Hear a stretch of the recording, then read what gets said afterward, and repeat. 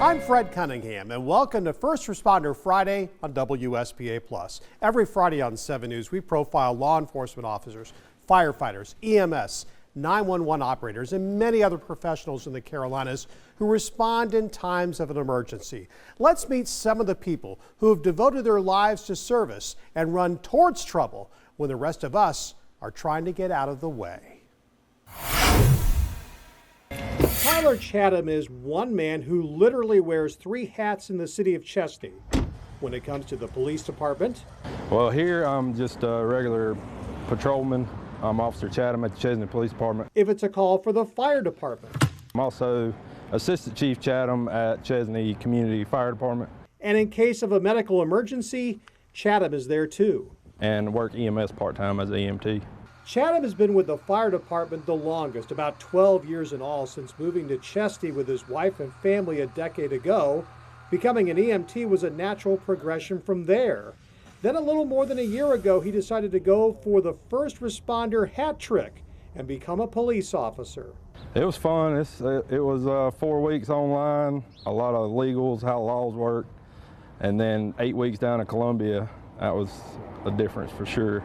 I didn't come from a military background like a lot of them guys, so that was a new experience for me. And has anyone noticed that the same first responder shows up for a lot of calls in the city? I don't know if people, I'm sure they have. If you was to ask them, I'm sure they have. I know they see me getting off a different truck all kind of days, but just depending on what day of the week it is, I guess. But the bottom line for Chatham is no matter which department gets the call, he's happy he's on the job. I enjoy the police department. I do enjoy it. I enjoy the fire department too. I really enjoy EMS. It's just a matter of what day it is. I guess I enjoy it for whatever day I might be working. Live at Clemson, right by Lake Hartwell here at Dockside. It's also First Responder Friday. We're joined right now by Deputy Chief Chris Harrington with the Clemson University Police Department. Thank you for being here. If you can share your story just a little bit about how you became a member of this department, because you came right through the university system. Yeah, absolutely. Thanks for having me here this morning, Fred. Appreciate the opportunity. Yeah, I joined Clemson as an undergrad in 2001, completed an undergraduate degree, worked for the police department as a student employee for a little while, and then went right to work for them after I graduated and been here ever since. That's tremendous. And of course, your job changes about this time every year. The students are back, the population obviously grows, and certainly that has some different things that your police department has to deal with. Yeah, absolutely. So higher education law enforcement has a tendency to be very seasonal, right? So when academic sessions are in, we're pretty busy. We've got a really large population. You know, the university's got over 28,000 students, and that creates a lot of opportunity for us to have a lot of engagement, a lot of positive interaction, but it also creates a lot of demand on services for public safety. And you've also got, let's see, about, I can't remember if it's 7 or 8 Saturdays coming up this year that are going to be extremely busy once football starts. That's right, yeah. So 7 home games on the regular schedule, and then a potential for a postseason game with the playoff system expansion this year. So we're optimistic that Clemson's going to have a really great season, and so we're looking forward to where that goes from here. You mentioned some of the differences with a kind of a university population, calls for service. What might be different than perhaps a more average or normal sort of police department? Sure. So traditional municipalities and sheriff's offices, they really don't have an off season. You know, they don't really have downtimes. And what we see a lot in higher education law enforcement is ebbs and flows of call responses and requests for services as we move throughout the year. Obviously, the fall is a really busy time period. One of the unique challenges of higher education law enforcement is we welcome a brand new rotation of folks into our community every single year, and that's an opportunity, one, for us to engage with them, but also presents a lot of challenge and a lot of opportunity for us to respond to those demands and needs from a new group of people. Awesome. Deputy Chief Chris Harrington from the Clemson University Police Department. Thanks for being with us. Thanks for everything you do. Absolutely. Appreciate it. Nicholtown is less than 2 miles from Greenville's Central Business District. And for the past 2 years, it's the beat for Greenville police officer Nathan Wilkie. He's part of NET, the department's neighborhood engagement team. Instead of it just being a patrol officer that shows up, takes a report, and leaves, our goal, and we strive to get to know people, get to know, hey, what's going on in your life, how can we resolve this issue so it's not a revolving door of us coming back again and again and again. Nicholtown has been growing and becoming more diverse since 9 black families first settled here in the 1870s. I've met so many people that their parents and grandparents were served on councils, and hear about when these were dirt roads and corner marts and everything else, and how their family played such a big role in developing the city of Greenville. It's been fascinating. Calvin Halestock is president of the Nicholtown Neighborhood Association. Because of the relationship or the partnerships that we historically have had with police have not always been pleasant partnerships. But I think putting the right people in the right area, I think is so very, very important. Because we have a smaller area, there's more time for us to get to know the members of the community so that we get to meet their family members, learn about their history. Because they know Officer Wilkie, it's a much better situation because he is personable. He has kind of inserted himself as a part of the community. So when I see Officer Wilkie, it's not, hey, Officer Wilkie, it's like, hey, man, how are you doing? And this partnership is a two-way street. For the community, they feel like the police department has an ear to them. The police department gets the amount of cooperation that I've gotten from the community with people calling, saying, hey, Officer Wilkie, I'll talk to you. As I've watched them for the last few years, they're doing a phenomenal job in attacking areas that are problematic, high crime areas. And that makes it a win-win. So it's been very good and encouraging in the community to have a face-to-face where they know me as a person and not just a cop. And that's First Responder Friday. As you can see, these stories are just a way for us to say thank you to the men and women who are our local first responders. We're going to take a quick break. When we return, more of the people and stories that make up First Responder Friday. Welcome back to 7 News First Responder Friday right here on WSPA+. We'll continue now with the stories of our brave local first responders and how they serve our communities. Take a look. Abbeville County Sheriff's Deputy Levi Bell looks right at home in his role as a school resource officer at Dixie High. He should. Bell is a Dixie graduate. When I came to Dixie, there's something special about Dixie High School. Bell came to Dixie as a sophomore and built friendships right here at this table in the courtyard. And I found my lunch group. That was my major friend group was out here eating lunch. And getting that relationships with people, would set me up to be student body president. Yes, Bell was student body president, a member of the football team before graduating in 2015. And about 7 years later, Bell was right back here as an SRO. Kind of felt weird to have a sidearm on my hip and just walking through the hallways without having a teacher, say something about being out of class. Bell now works side by side with his former English teacher, Michelle Gray. He's about building relationships. And so you can watch him walk around the campus, and instead of kids, tightening up because it's law enforcement, they're like, hey, what's up? What's up? How you doing? It's all about hearts and minds, getting these students to get used to law enforcement. There must be something special about Dixie High School. 15 of its graduates are currently members of the faculty and staff. Maybe it's just the location of it, out here in the middle of nowhere in Due West. It just has a special kind of people here. Everybody's friendly, everybody's nice to each other. I would love to be here. I could retire from here. That's how great this school is. And that's First Responder Friday. Take a look at all this gear. Every bit of it is needed for every firefighter at the Boiling Springs Fire Department. Most people don't deal in this particular product or this particular atmosphere. They have no idea as to what this costs, and we start telling them, they're like, oh, wow. That's where our money goes. Let's start with the boots. They alone cost $375. The boots provide a protective layer not only from underneath and the thermal on the fire, but they have a metal shank on the bottom, so if you step on nails or sharp objects, it doesn't penetrate your foot. Firefighters need flash hoods to protect their neck and face from flames. That's $50. How about gloves? Actual retail price, about $100. Then there's the coat and pants. At about $3,500, it's the bread and butter of firefighting gear. It's actually 3 different layers that protect us not only from the fire and the hot air, but we put fire out with water. Water turns into steam. It keeps the steam from penetrating the coat. Prices vary on helmets. These go for around $300. And a radio is vital during an emergency. The price tag, $5,200. We issue all our firefighters with a radio, not just any radio, but a multi-band radio, so we can talk to EMS and the sheriff's office at the same time.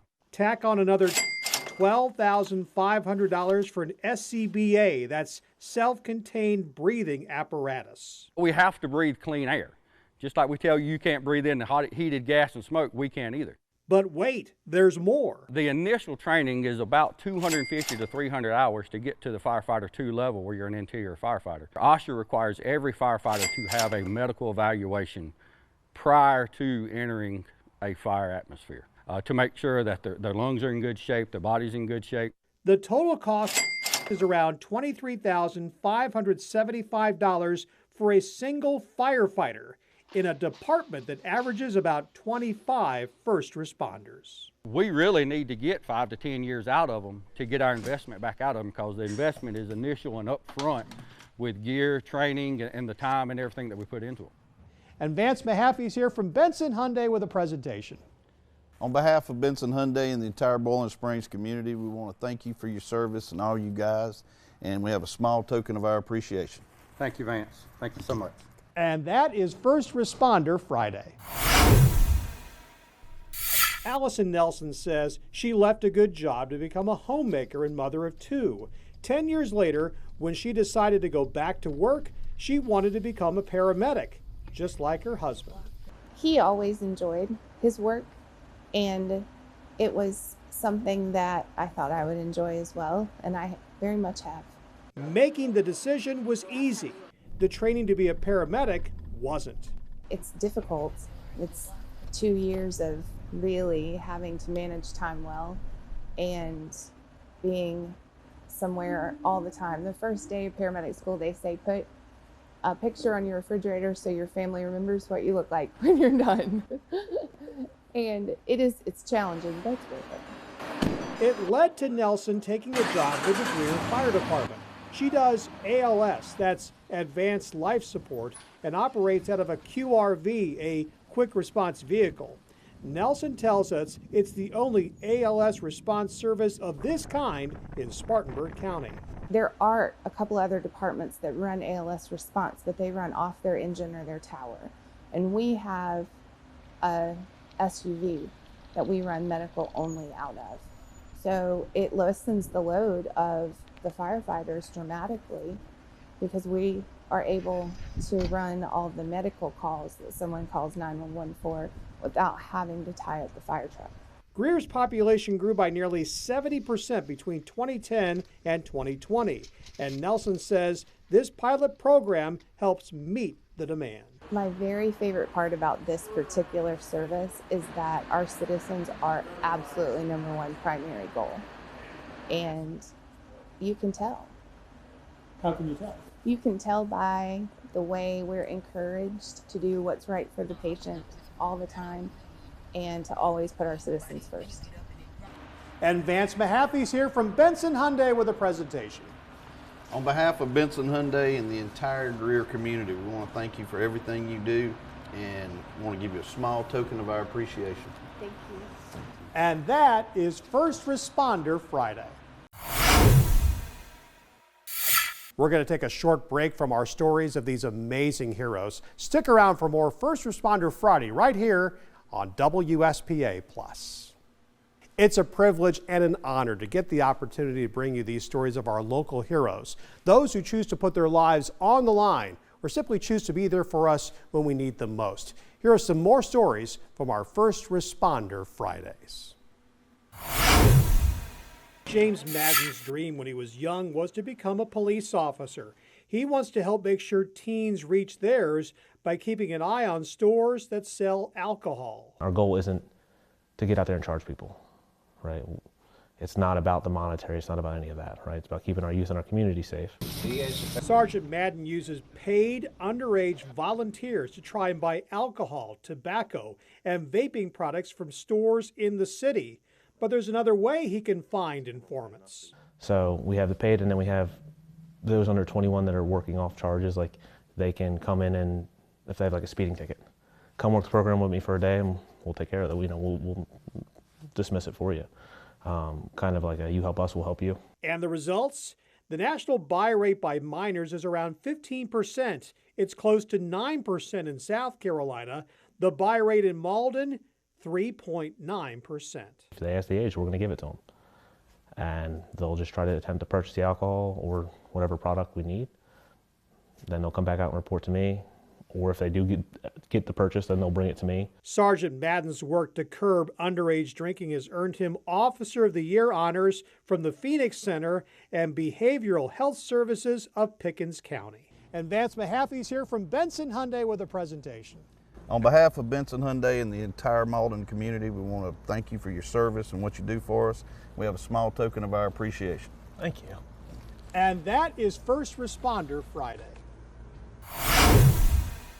Now at 5:10, as our zip trip continues here in Flat Rock, it's also First Responder Friday. We're joined by a couple of members of the Blue Ridge Fire and Rescue. The Chief Will Sheehan is here and Battalion Chief Britt Gordon is here. First of all, thank you, gentlemen, for being with us so early this morning. Tell me about the coverage of for fires in the village, because I believe you have 3 departments involved. That's right. We provide coverage to about 2/3 of the village of Flat Rock, along with 2 other departments who provide the remaining coverage. Our department was established in 1958, and in February of 2022, we were able to start staffing the station here beside Village Hall and provide 24-hour coverage to the village, shortening our response times and improving our service to the village. Chief or Battalion Chief Gordon, tell me a little bit just about the relationship that you have, where this is just such a unique part of the country, it's such a unique part of the Carolinas. We respond to pretty much anything they call 911 for. I mean, they know they can rely on us. I mean, a lot of times they have water issues, they call the fire department. Our guys have went and turned their water off before, or found their water cut off in their yard. Such things as that, assist invalids, and obviously fires and medical calls. Is it an everybody knows each other's name almost kind of place? Almost. I mean, they know us on a regular basis, because I mean, we try and mingle in and around the Flat Rock area, stay in touch with them, and that way they have familiar faces, not just somebody, a stranger, when they call 911. Chief Sheehan, let me get an idea of just what kinds of things you try to do from a prevention standpoint and an education standpoint. So we participate with Western North Carolina Safe Kids, do a lot of child passenger safety and water safety, those kinds of things, initiatives. And beyond that, we're part of the North Carolina Fire Life Safety Educators Group. And on that side of things, we do a lot of fire alarm safety, do a lot of home checks, that sort of thing. Obviously, you know, we like to talk to the kids and educate them as much as possible at our local schools, providing safety things such as exit drills in the home, reminding them to have a meeting place in case there's an emergency in their home, place for their family to meet. It's really important information for us to get out, and we just like to hang out with the kids, so it works. I don't blame you at all for that. Chief Sheehan, Battalion Chief Gordon, thank you for what you do for your community, and thank you for joining us here on First Responder Friday. Thank you.